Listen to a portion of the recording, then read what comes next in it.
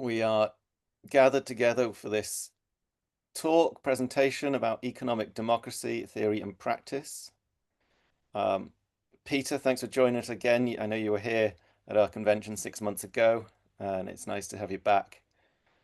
Peter is a prominent human rights activist, known internationally for his work on LGBT rights, social justice, and environmental issues since 1967. And I'm curious about there must have been a turning point in 1967. Um, and I would love to hear a little bit about what that was. Um, but I'll keep reading your bio that I've got up here. So you're a pioneer in the Gay Liberation Front in the 70s, co-founded the direct action group Outrage in 1990.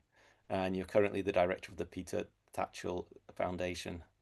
Born in Australia, you campaign globally and been involved in numerous high-profile protests and initiatives. Really grateful for you being here with us today. I just hand over to you. Thank you. Great. Thank you very much. And greetings to all my fellow 21st century revolutionaries. Today, I want to talk about the idea of economic democracy. We all expect political democracy, so why not economic democracy as well? This is a really unfinished element of the democratic revolutions that began 400 years ago in Britain against the monarchy, the Chartists, the suffragettes, and so on. It's a continuation of that democratic struggle, but in the economic realm. And the basic problem is that although we have one person, one vote in the political system, in the economic system, the managers, the major shareholders, the directors, they have all the votes, and working people are excluded. So all economic decision making revolves around the tyranny of a managerial shareholding class who dictate the economy, dictate individual enterprises, and dictate the overall trajectory of our economy. Now, I just don't think that's compatible with democracy. I think there needs to be a system whereby ordinary people, whether they're working in public institutions like the NHS or in private enterprises like BP, bad, that the employees have a say, that they have a right to have a voice and indeed power in that institution. I go back to the 1970s. In the 1970s, the then quite right-wing Labour government of James Callaghan commissioned Lord Bullock to write a report on industrial democracy. And he came up with the idea that all enterprises with 50 or more employees should be required by law to have 50% worker representation on the management boards of companies, and for there to be a mutually agreeable chair, mutually decided between management, directors, shareholders, and workers. That would have been an absolute revolution in terms of shifting the balance of power from capital to labor. But in my opinion, the biggest ever mistake the trade union movement has made in its history was to vote that down. It said this was corporatism. It said this was co-option into the system. Well, just imagine how much power workers would have today under that setup compared to what they have today. I'm not saying Lord Bullock's proposals were perfect or the ideal, but they would have massively strengthened the power of ordinary working people and their unions to have a say in their enterprises, the say in wages and conditions, in health and safety, environmental impact, all those kind of issues. And that would have been a really powerful check and balance against big capital. So that's one idea that I think is worth revisiting. I would probably slightly tweak it. I'd probably say that maybe there should be a tripartite system whereby managers, directors, shareholders have 1/3 of the seats on the management decision-making board, 1/3 for employees, and 1/3 to represent consumers.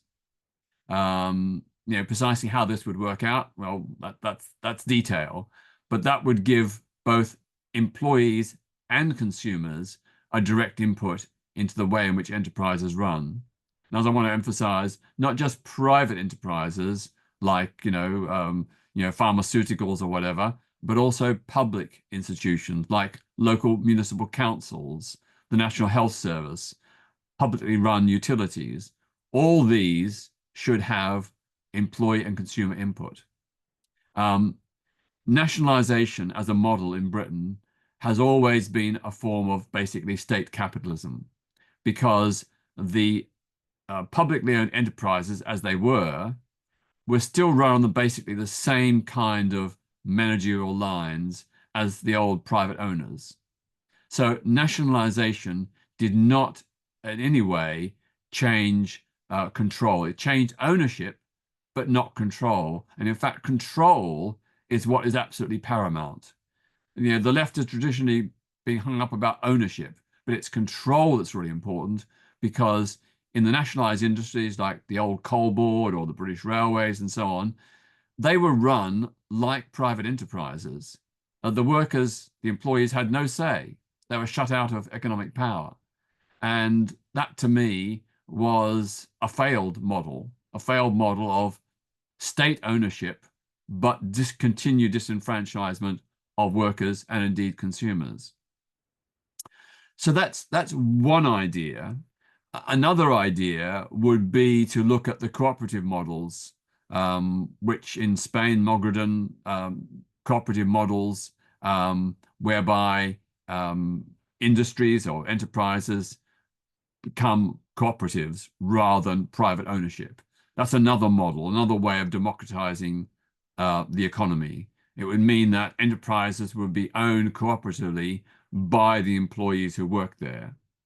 Now, of course, there have been lots of attempts to set up cooperatives, but usually with failed industries. So there were in the 70s and 70s, in the 1970s, there were several attempts to set up workers' cooperatives for failing enterprises, but they didn't work because they were failing. And by the time they became cooperatives, they weren't viable. But the Spanish example, it does show how cooperatives set up not in crisis mode, not in an emergency to save an industry, but well-founded, established cooperatives. That's an alternative, different model of economic ownership and control. Because of course, in the cooperatives, the employees who are part of the cooperative, they decide and they have the decision-making power over how that enterprise operates.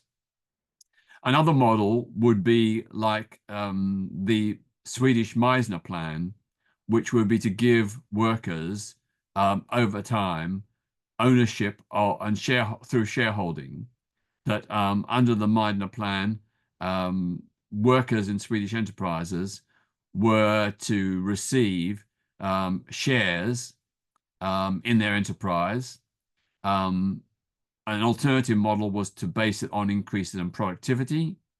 But the idea was that over time, the workers would have a majority of shares.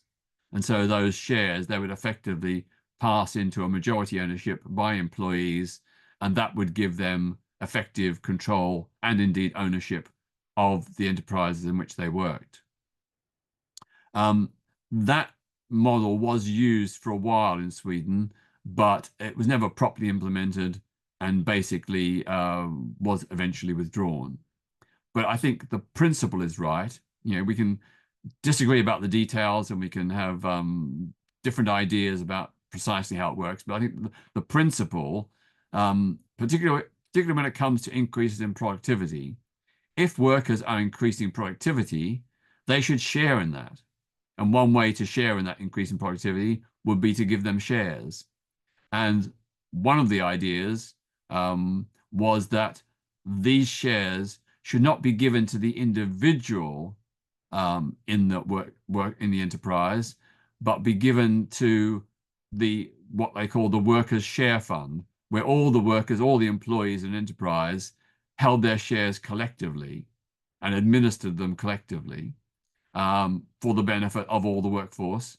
And indeed, under this plan, often decisions were made to take into account environmental and social impacts. So, change the company's policy to be more environmentally aware and protective. So these are just a couple of ideas that I think are worth thinking about.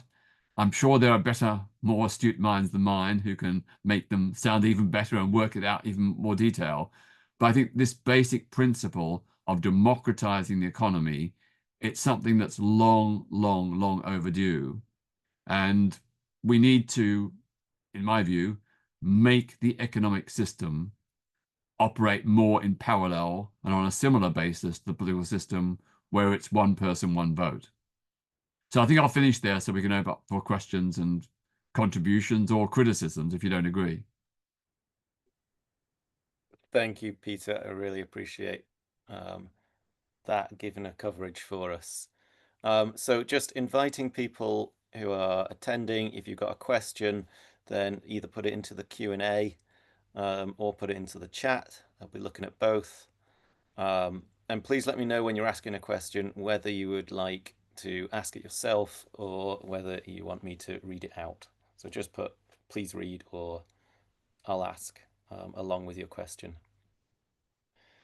Um, I've heard it said that we've been winning in so many ways over the decades and the centuries, um, gaining, the women's right and gaining rights for gay marriage and gaining civil rights and all of these wins that we've had, and yet the big one that we've not succeeded on is the economic, and that we've been losing quite considerably there.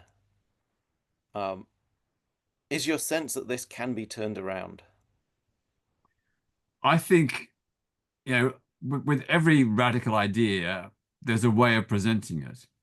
And I think for the average person, when you put it this way, that Britain is an economic dictatorship Mhm. that is not run democratically when it concerns the economy, most people sort of will find that a surprising statement, but when they pause and think about it, will tend to agree. And um, so I think it's always about, making the arguments and doing it in a way that's popular and accessible. I mean, one thing that's very obvious is there are billions, hundreds of billions of pounds in pension funds. And these are privately administered by people who have, have a capitalist mindset.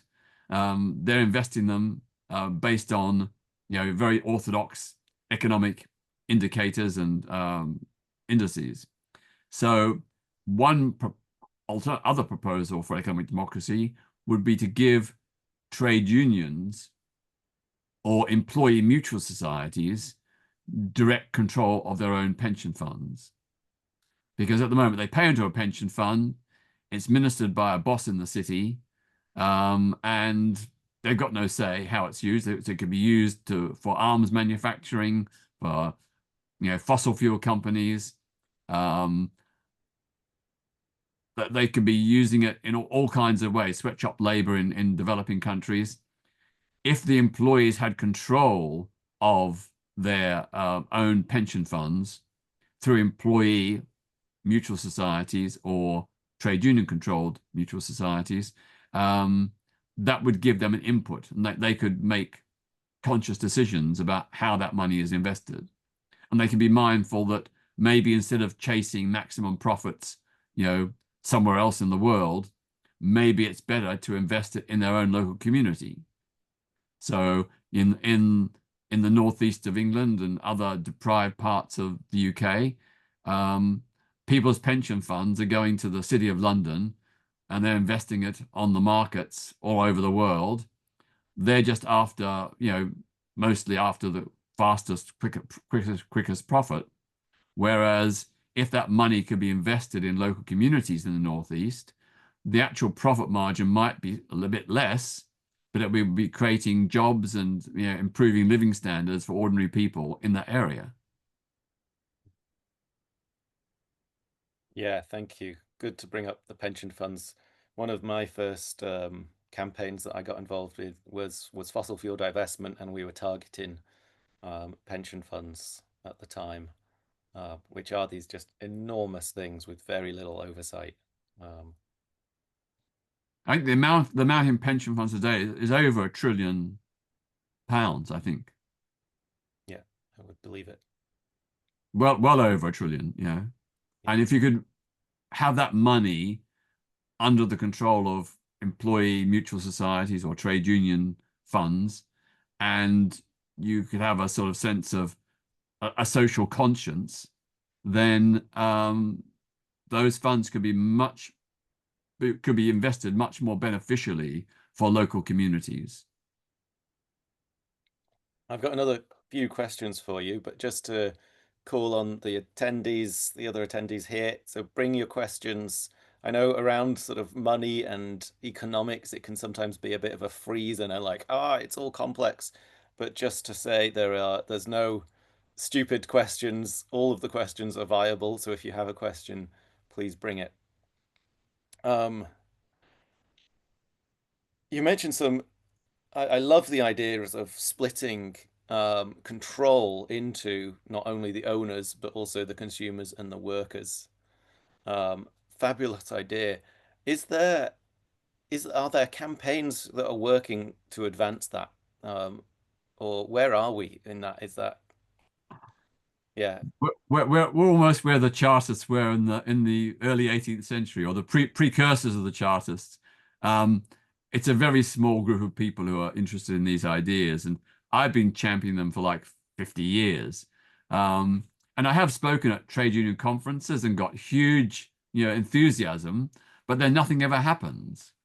Mm. And for me, of course, trade unions should be concerned with basic things like wages and conditions, but they also should have a bigger vision about empowering working people.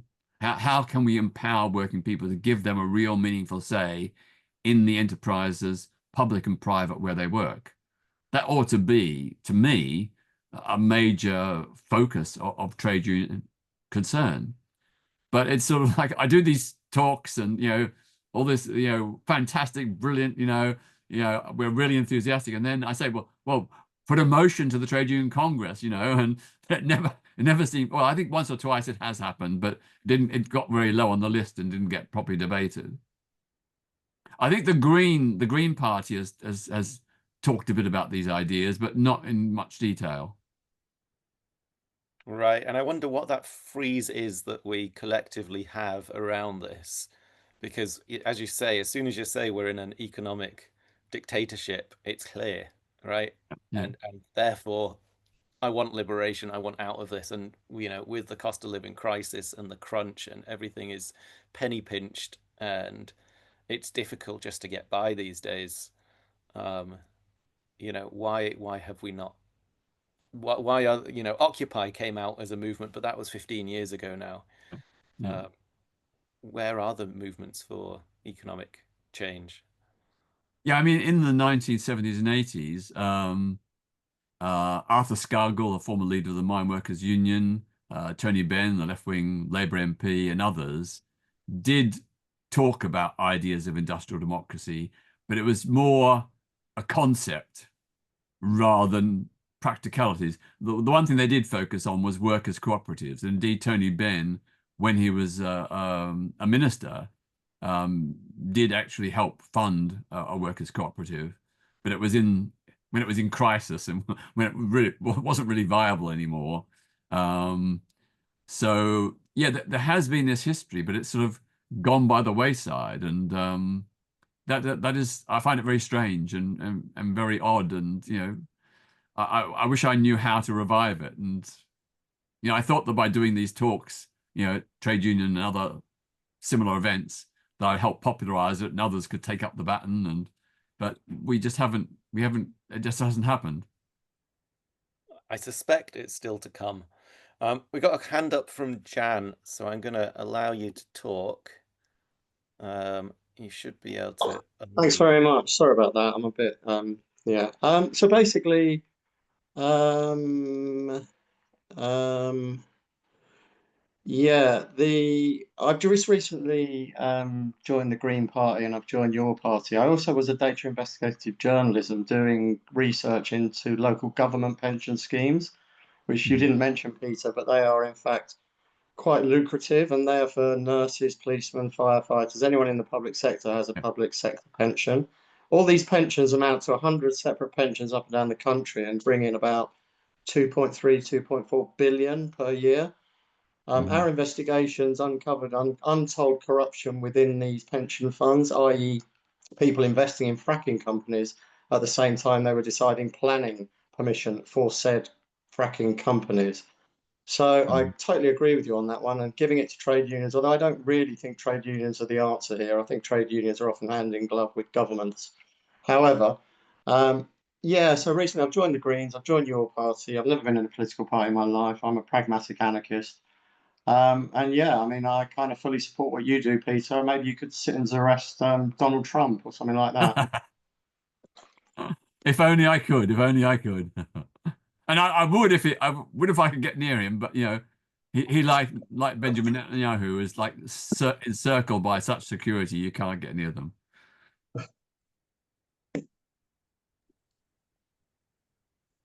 Yeah, I just add, I think the option is either trade union controlled funds, pension funds, or share funds, or employee mutual societies where all the employees in a particular workplace or particular company would form a mutual society and they would collectively administer it for their benefit and the benefit of their community.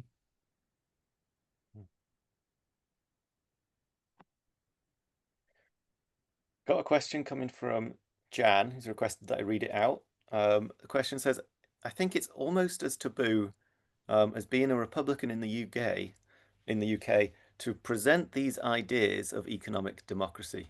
How could we transfer this into everyday conversation? I think it's almost shocking to people. Could we use children's books? It feels almost like it's a fairy tale to have economic democracy. Yeah, well, certainly it's like all new ideas or ideas that aren't in the part of the consensus. They take, courage and determination to push them forward. And that means, people, doing campaigning. I mean, um, I had at various points discussed with various Labour, mostly left-wing Labour MPs and trade union people about setting up a campaign for economic democracy, which is the obvious thing to do.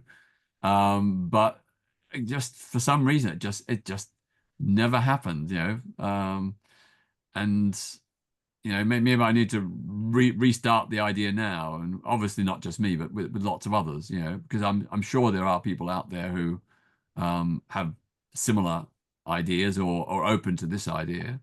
But we certainly need a campaign, and we need to have prominent people from public life and ordinary people together, working together to popularize it and to make it, if you like, the common sense approach. It is common sense to say if you expect political democracy, you should also expect economic democracy.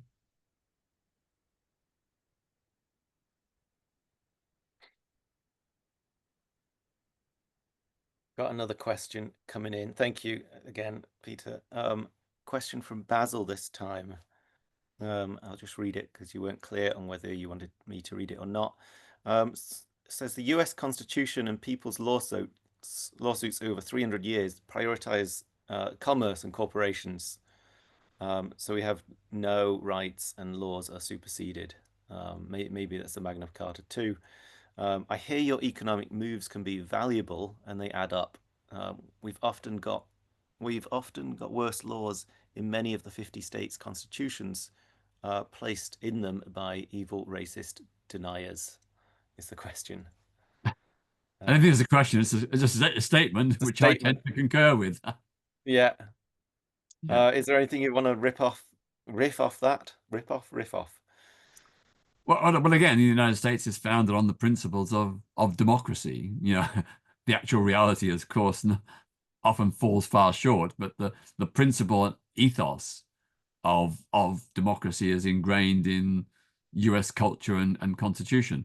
I mean, I think the great thing about economic democracy is everybody, apart from far right extremists, supports democracy. So it's an idea that's cutting with the grain of public consciousness.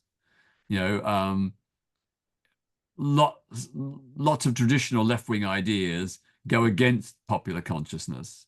Not that they're bad ideas, but just they go against the grain. Whereas this one, economic democracy, it goes with the grain, where there is a public consensus that democracy is a good thing. And that's why that's its great strength. Yeah. I've got a question here about have you written a book on this, and is there one um, that's The answer is inspiring? no. No, I haven't written a book on it. I've written lots of articles over the years, but not a book. Um, I'm very bad at writing books these days. The last book I wrote was over 20 years ago, and I'm so busy with my human rights work, it's very difficult to find the time to write books. Um, but yeah, I agree that, getting someone to write a book about this issue would be a very important way to popularize it. I'm surprised that a lot of the left-wing theorists and writers have not done so. Yanis for Yanis for can't pronounce his name. Yanis Varoufakis. Is obviously one that brings to mind. Thomas Piketty. I don't think any of them have engaged with the idea of economic democracy. Maybe in passing, but nothing sort of along the lines that I'm proposing. So yeah, someone needs to do it. Absolutely.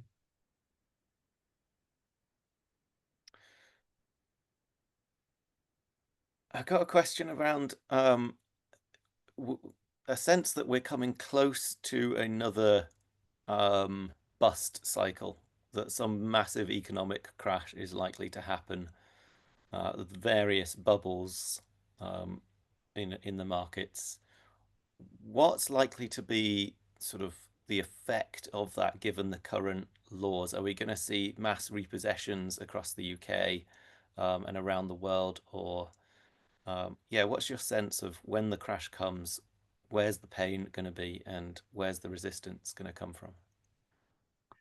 Well, you're right. All the economic experts, with any clarity and sincerity, are predicting that we're in a huge,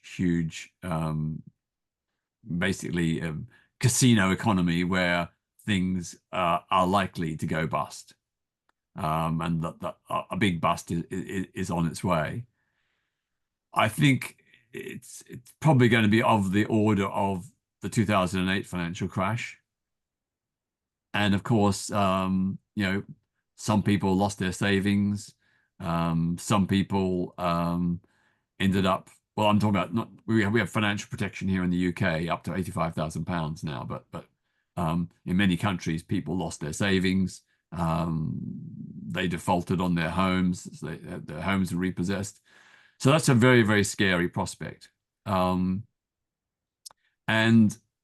in terms of resisting it, um, well, the only way we can resist is to ensure tougher financial regulation so that companies don't have the legal power to play fast and loose with the economy, with people's savings and pensions. That's the only thing. And as you know, there's been some degree of deregulation uh, since the regulations were tightened way back in the wake of 2008's financial crash. So that's scary here in Britain, that the financial controls are not as tight as they were back then. And indeed, the Labour government is actually talking about liberalising regulations precisely at the moment when the danger of a new crash is very real. That strikes me as incredibly short-sighted, foolish, and it's gambling with people's savings, homes, and livelihood. And I've just noticed in the language around it of people lost their savings and homes were repossessed. And but I want to say something like these were stolen. that these economic crashes is Hmm. this gambling industry that we call the finance industry, and they Mm. know that they're going to do this, and they steal people's homes and they steal people's savings in this. And to really think about these, shift it and think differently around these, um, because repossessed is such a gentle term for Yeah, the theft that's happening. absolutely. And of course, the millionaires and billionaires, they did take a hit for a while, but now they're bigger than ever. So in terms of the long term, the very, very, very rich, who have a big responsibility for that crash, they ultimately came back with even greater wealth than ever. Yeah. And it is so shocking that, um, we have a financial conduct authority, financial negligence and recklessness is a criminal offense. But in 2008, nobody was prosecuted. None of the like the Northern Rock were not prosecuted, despite the fact they were paying, they were taking incredible risks, which ended up in that financial institution collapsing and having to be taken into public ownership. Um, so it's always the case the public, through the government, bails out big business when there's a crash, but we don't get the benefits. So all those banks like RBS and Northern Rock that were taken into public ownership and saved, and people's savings were protected for the most part. Um, when they resold the stock, well, some of it was sold at knockdown prices, and some of it a bit later, but not at the optimum moment when we could have made a handy surplus for the exchequer to fund public services. Mm. Yeah, I'm torn because I've got loads of questions bubbling up, but I've got questions from attendees. So I'll read this one from Fiona, who says, in the light of the AI threat to jobs, isn't it time for a universal basic income? And I reached over to grab this book, Inventing the Future, which also talks about demanding this universal basic income. It's a good book if people have not read it. Highly recommend it. But Peter, what's your thoughts on that? Yeah, I've been a long time supporter of a universal basic income because people have a right to fundamental security, and the universal basic income seeks to do that. So young people starting out in life, um, they have, a guaranteed um, seed money for their future, whether that be education or jobs and training. Um, the universal basic income, it is a way of ensuring that there is a safety net, a real safety net, and avoiding, in many instances, it would avoid people having to go and claim benefits. And that the benefit system is a huge bureaucracy which costs billions to run, let alone the cost of actually the benefits. It's a short-sighted, cumbersome way of solving a basic problem, which is that everyone should have a, a basic livable income, so they can have a decent, healthy life. Hmm. There's a question around rent, that we are in a phase where people are struggling so much to pay their rents, and there's been no real teeth around rent controls in this country, and so it's just gone up and up and up, squeezing people more and more. Um, and yet it's this really basic thing. We need shelter in order to do all the other functions of life. Um, what can we do? What's coming around this? Because it's reaching a point where people obviously just can't keep paying more and more and more, and Mm. so much of this is now paying these massive hedge funds who own huge amounts of property in the Yeah, center of cities. yeah. Um, what's a possible way out of this? Well, if capital New York capitalist New York can have rent controls, I don't see why London can't. I mean, I know there aren't rent controls everywhere, but in lot for many people living in New York do live in rent-controlled apartments, and they've done so. It's existed for many, many years. So if capitalist New York can do it, why can't London? Absolutely.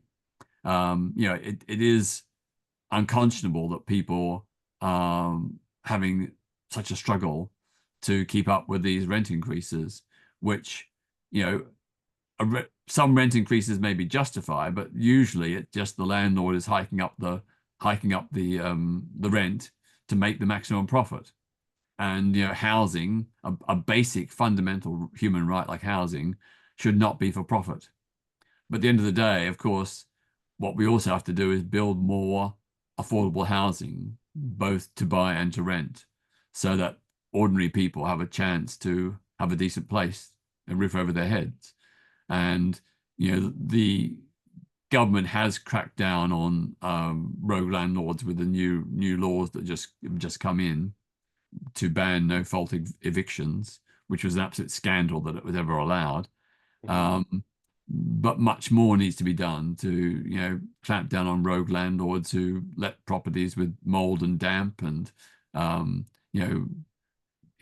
inadequate, safety precautions. I mean, by law, they're supposed to have them, but the policing of properties, particularly properties in multiple occupation, is very patchy and very poor.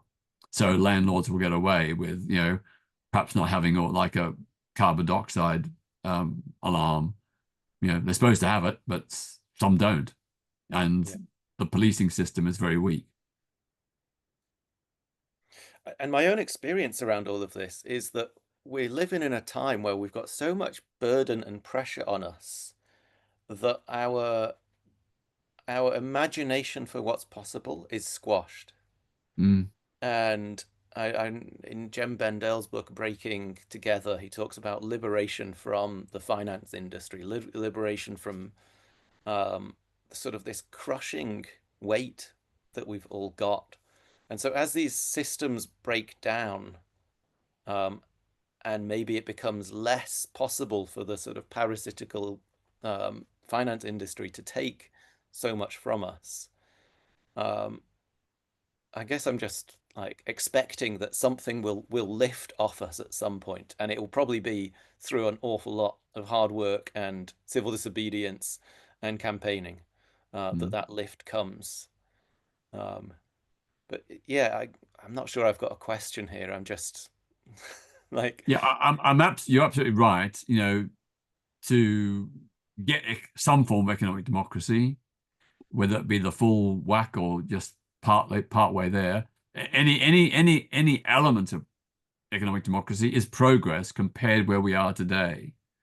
But in terms of all these other issues as well, rent controls and so on, you know, it's the old adage, you have to campaign. And, we need, there's a great renters campaign, which has basically pressured and forced the Labour government to introduce this ban on no-fault convictions, no-fault evictions. But much more effort is required across the board. You don't get if you don't organize and campaign. That's the lesson of history.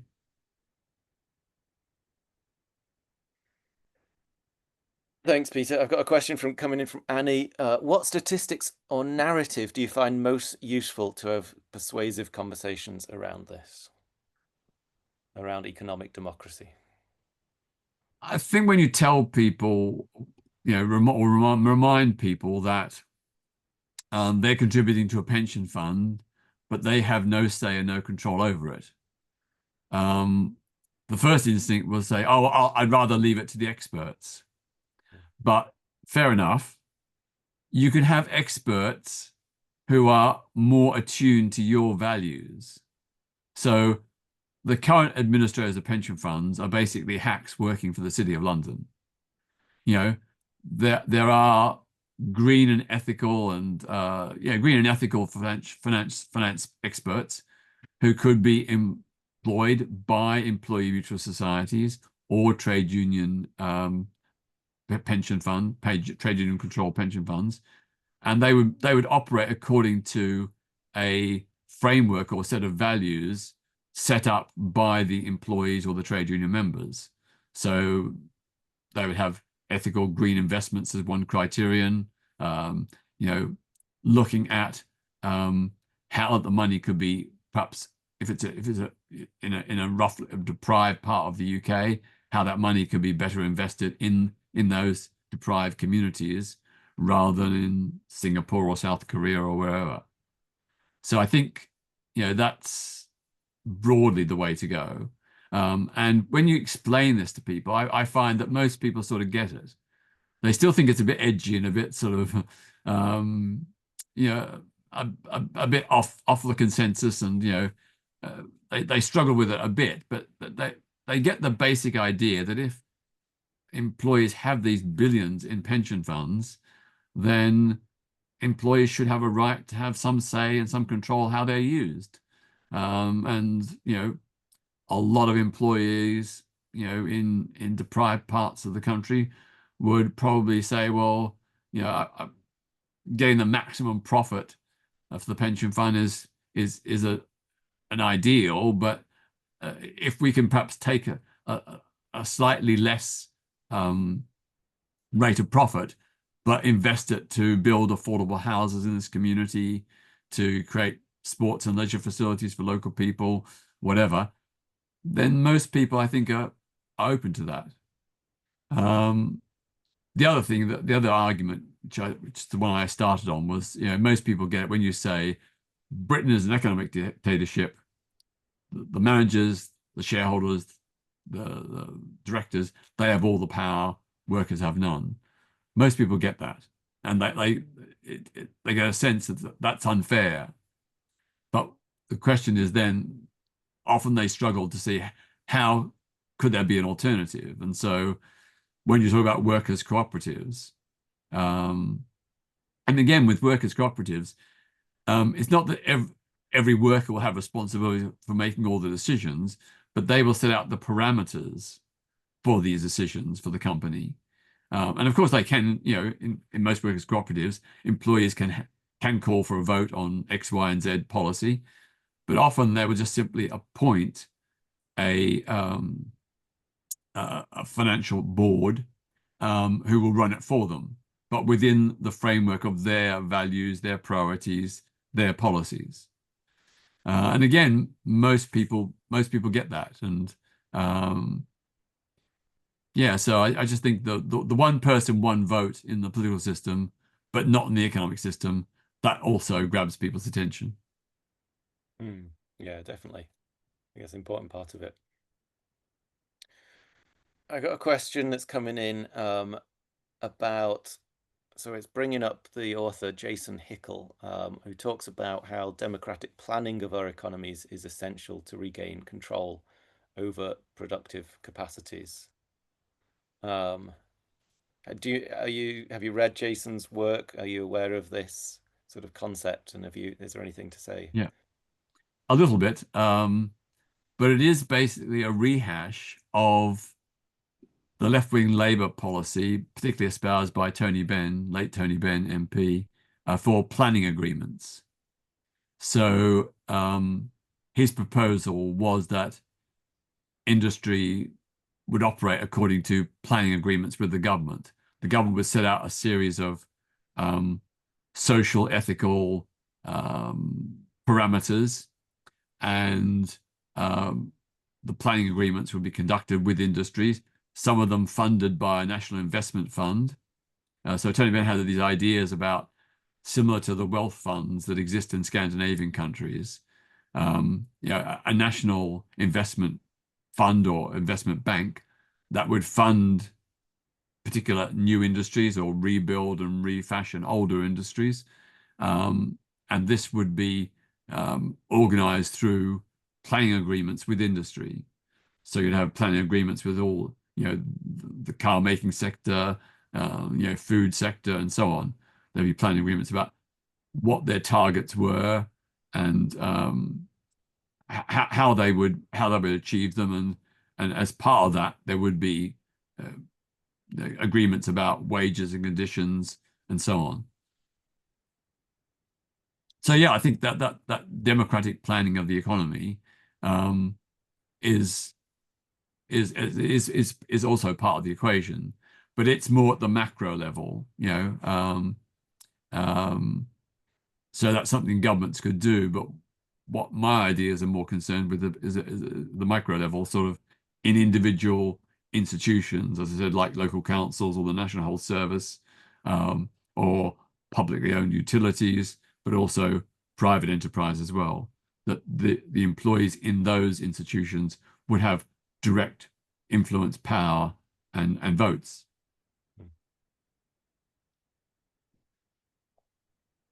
Yeah. We've got, folks, we've got about 5 minutes left. So if you've got any more questions, then now is the time to ask them, even if it's the one that has been teetering on the edge of asking. Please bring it. By all of this, I'm reminded of about 5 years ago, I was part of XR's Blood Money March. And a couple of days before, I'd been asked, can you go down and be one of the people to take action and spray the London Guildhall? I didn't know much about the Guildhall, but I trusted the organisers, so I said yes. Went down and sprayed it, and then I had a about 3 year court process around that. Um, Ended up paying, well, actually, someone else paid the fine for me, and I had to work in the RSPCA charity shop for a few months. Um, but in that process, I did a lot of digging around, like, so what is this Guildhall, and why was I spraying it? I'd done a little bit of research beforehand, but I did a lot more afterwards to discover sort of this is an institution that goes back to Roman times and has been there sort of framing, shaping, molding the economic elitism of this country in the UK for 2000 years, and how much it's outside of the laws. It literally is outside of the laws of the United Kingdom. The City of London is an entity in its own right that can supersede the laws of the United Kingdom. And I was just shocked to see like how deep this economic tyranny and dictatorship goes. Um, and I remember somebody saying that if you wanted to be rich in this country, then make sure that your ancestor was friends with William the Conqueror, who, of course, was basically came over with as a military caste and came and stole this land and gave it to his mates. Uh, And I've seen your sign there, 10% wealth tax on 171 UK billionaires raises 60 billion. And I'm guessing most of those have got ancestors that were in that military caste that stole this country. And it just seems an extraordinary statistic. And I also looked at your video from 6 months ago, and the same sign is there. Um, you've had that up. And it seems like such an important thing of like, that's all it would take. They're talking about how do they raise income for the income tax or not for the thing, and they're tripping over themselves to find 2 billion here and 3 billion there. Um, 60 billion just available if only we could take the courage um, to actually tax the people who have got far too much, um, and are only counting scores basically between themselves. Of course, the critics say that if we had a wealth tax, the rich would leave and they'd take their assets with them, but most of their assets are not movable. Exactly. Yeah. And in Scandinavian countries where there's been a wealth tax, only a very small proportion have actually left. And then I think, again, talking about making ideas popular, we have to call out those people. If they're not willing to pay a fair share of tax, then they are economic traitors. Hmm. They're putting their own greed before the wealth and prosperity of the country.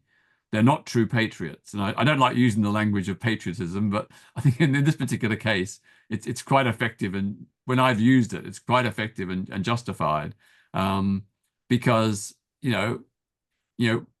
ordinary working people, they give their lives and, do their jobs, contribute to the wealth and productivity of the country, contribute public services and, lots of good things.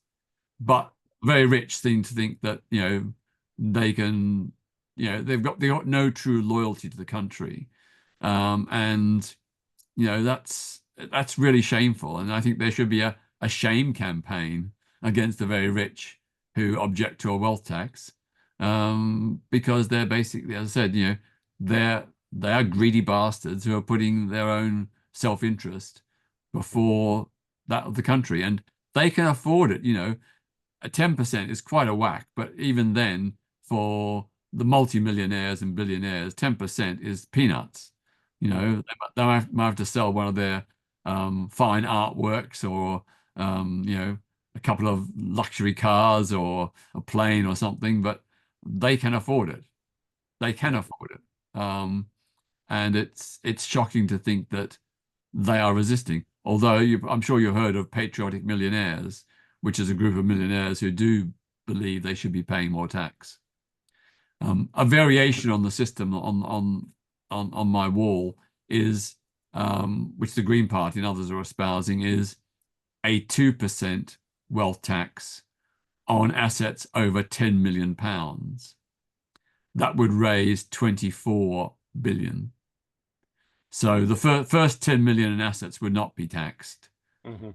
other than, you know, any existing tax liabilities. But the wealth tax would kick in after, for in excess of 10 million. And that raises 24 billion. That's Rachel Reeves' problem solved overnight. Yeah. And these people are 2%. I mean, if you got 500 million, 2%, okay, it's a fair whack, but you know, it's nothing. You're not going to be wandering around in sackcloth and ashes. You're not going to be having a begging bowl on the street. Um, yeah, maybe you have to sell one of your 5 or 6 houses around the world. Yeah, And give up some of the control and allow some of us to just have the little bit more ease in our life. And of yeah, course, clinging on to this wealth is it's literally killing people, and yeah, it's a sickness on the entire country. yeah. Um, Peter, I think we have to call it there. Thank you so much for your words and your presence today, and for the many decades of campaigning and bringing yourself into this work. It's really appreciated. Well, Um, me and many others, me and many others. It's always a collective effort. So we all work together in different ways, and it's our collective strength that makes change happen. For sure, it's all about the collective. So I'm going to just put into the chat a few things. If you would like to get involved with Revolution in the 21st Century, we have inductions coming up this week and next. So register at that event. The link there, rev21.earth/events. And if you'd like to support the work of Rev21, um, please do. Oh, thank you, Ariana, for putting the links in there. We could really use your support. There's already 500 revolutionaries donating, building real power. And it's through this that we can build the kind of campaigns and link the campaigns actually across Europe and the world, is what we're also working on. So please give your support if you can, financially or with your time. And then finally, there's the link there about joining civil resistance groups near you, so the A22 network is a network that links together many civil resistance groups. Um, so please get involved in whatever way you can. Thank you again, Peter. Really appreciate your presence, your time, your words, um, and your life. Right. And we'll end it Thanks to there. you and to everybody. Thanks. We go forward. The only way is forward. Onward. Onwards and upwards. Forward. Yes. Thank you. Thank you.